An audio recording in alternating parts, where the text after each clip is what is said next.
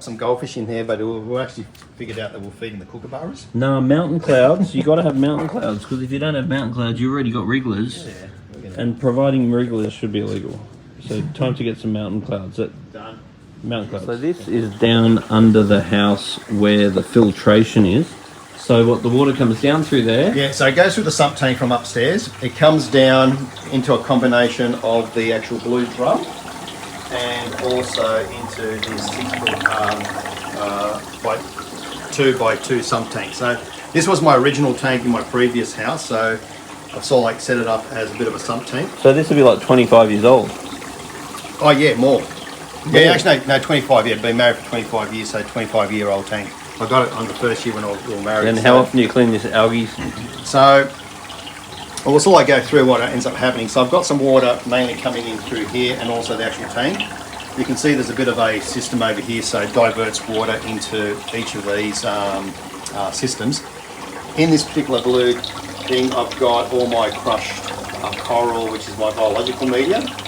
And my plan when I was talking about that additional protein skimmer is to place it over here. So there's a skimmer upstairs in that sump tank, comes over here, gets with a second skimmer done. I've got my heaters in here. Now this actually ultimately overflows into the main, into this 6-foot tank. I've got a makeshift algae scrubbing system just to pull some stuff out as well. And I said since the water's actually coming in, it doesn't really need any additional pumps and stuff because it's all using the actual gravity. It goes in here and it's actually quite interesting as to how much quickly that algae can actually grow and just again pull out things. So I could clean that once every couple of weeks and there's quite a significant amount of algae growing on there. That obviously between a blue drum and algae, it also like strains into this 6-foot tank. There were sort of like some plans of putting some stuff in there as well, but at the moment it's just acting as a big 6-foot tank.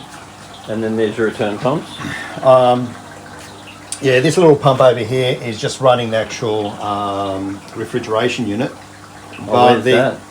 It's just outside where it's got a little bit more... So there's a refrigeration unit in amongst all the crap over there. Just the chiller, yeah, I see. Yeah, so I've got the actual chiller up there. And you clean those vents during during air filters summer, every now and then? Yeah, during summer I do. It's quite interesting because it doesn't really overheat too much. Ever since you sold me that wonderful Abyss pump, that tiny little pump over there, runs this whole system. They're amazing. It sure does, and it's not even running at 100%. It's literally running at about 80%. The previous pump was that bastard. Yeah, right. Running at over 1,000 watts. And there's all your heat. That's all the heat. Yeah. So you take basically the big pump out, put the small pump which runs less than 200 watts, runs the whole system, and the refrigeration unit hardly kicks in as well. And then you bred these clownfish? Yeah, so the clownfish were actually bred. It's one of those kind of things that you've been sort of like trying to do over the last 20 years. Often had clowns sort of like lay eggs and stuff, but the real trick is trying to raise them. So I managed to track down some Fido and some rotifers, fed them when they were really sort of like in that larval stage. They went through the metamorphosis, and by the time we finished, we've got sort of like 9 over there, and there is some, Are they going to find their way into the big tank one day? Yeah, I'd like to actually put them in there. I want them to get a little bit bigger before they go in there. I think a nice little school of clowns would look great. Hopefully they get along with everything else and they don't get eaten after a year's worth of... Probably would, I think that'd be okay. Then you've got your saltwater storage over there. Yeah, bit of saltwater storage tank, which I've got there, which helps me with my water changes. And again, I've just got pumps, which is literally, I drain this thing out, probably down to about there, a couple of 100 litres of water.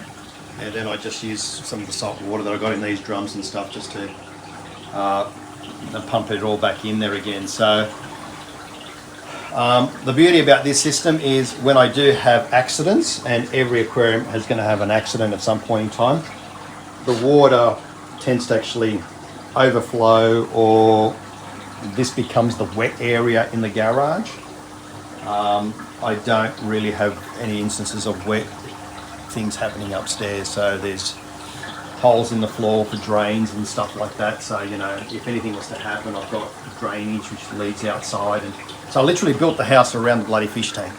They've got the built-in protein skimmer in them. Yeah, I remember those. You should get them made up again. So this is where you bred the clownfish. Yeah, so this is where Eve's clowns. Eve's been really doing well with this particular tank. She is, being a small tank, she's been doing the water maintenance like literally every week. She's just come back from a bit of a trip, so it hasn't been cleaned for over, probably coming out to 2 weeks, I think. So it'll be due for a clean this week, but she's been really, with her cleaning program, great. These fish have, at one stage, that female clown had a swim bladder problem. She's been sort of like, you know, water quality up high, feeding them, looking after them, and they've not only recovered, but this is a situation where they've actually thrived in this little tank of hers.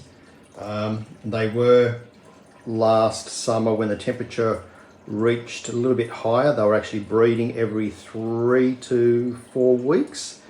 They'd lay a clutch of eggs, and from one of those lots we managed to raise those 9 little clowns downstairs. So even if you can't afford the real big tank, there's nothing stopping you from having a little 100-litre tank in your room with a couple of clowns and stuff. So it's still, this is a work in progress, so it's still, you're going to have to use a bit of imagination over here. I've got goldfish in the bottom, which is like being, water gets then pumped up. Did you breed those goldfish? No, I just picked up a couple of small goldfish and just threw them in there. But I just planted these strawberries this year, so they're a bit of the actual water is, see, it's still staying moist. The water's not running actually over them, but that peat moss is nice and moist, and they're already starting to grow runners and starting to get some fruit out for us. Got cool. Basil, chilies growing.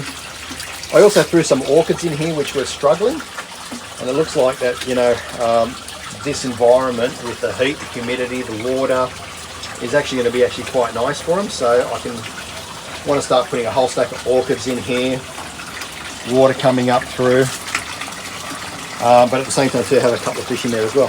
Cool. Feed the fish. They just, whatever waste they produce, the plants pull out the actual nitrates and the phosphates and stuff out of it. So, and you can do something like that even on a small scale. You can have a little pond or pot with a little container with some veggies on it, and so that mint I recently replanted, so it's half dead, but all the new shoots are coming out on it. But you know, basil was just planted not too long ago, and it's great, and same with the actual little chilies as well. So